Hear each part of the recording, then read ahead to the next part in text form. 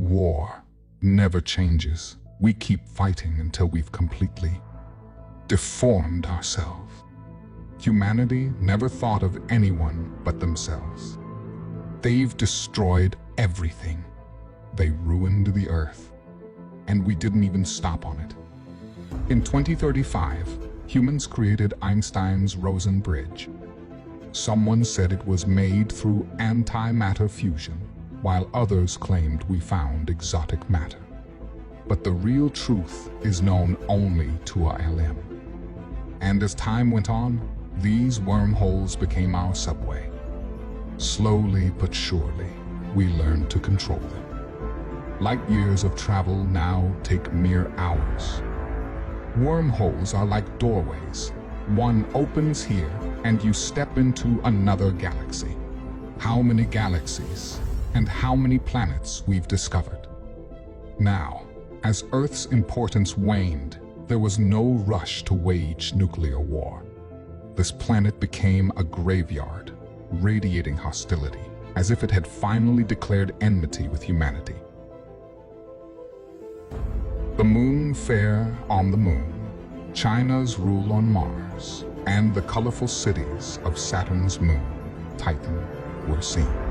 Countless galaxies, and in them, countless stars, yet we still fight over petty things. We fought wars for antimatter, shedding blood for planets. Not only on Earth, but even in space around it, you'll see plastic bottles of cola floating amidst the space, cluttering Earth's orbit.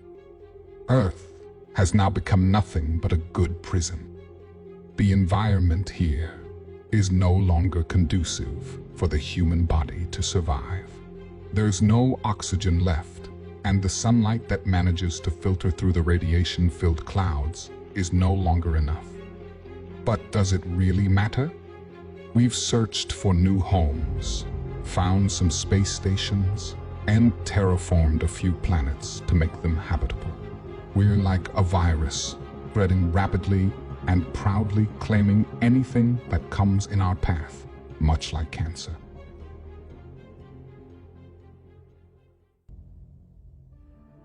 Earth. A metal body, writing something. My name is Nate-ish.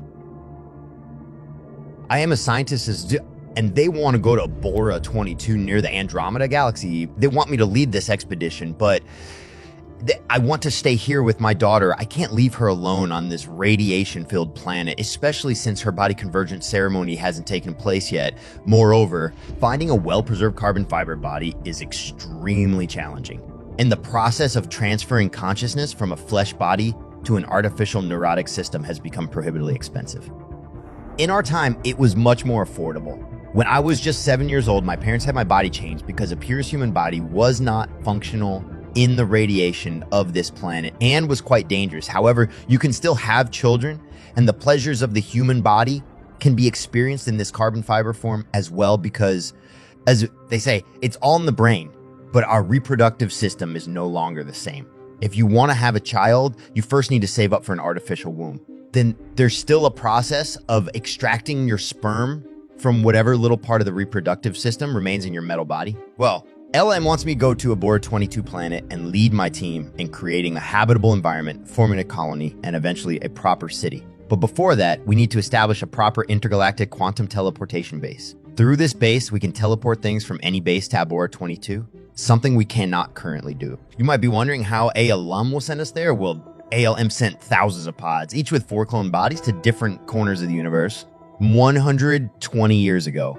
According to one ship's report containing those pods, it has successfully approached Bora 22, and our contact with that ship is still intact. According to the ship, the place and its environment can be suitable for living. So through the outer quantum data and consciousness transfer process, they will transfer my consciousness into one of those 4 bodies. But this consciousness transfer is not like transferring data.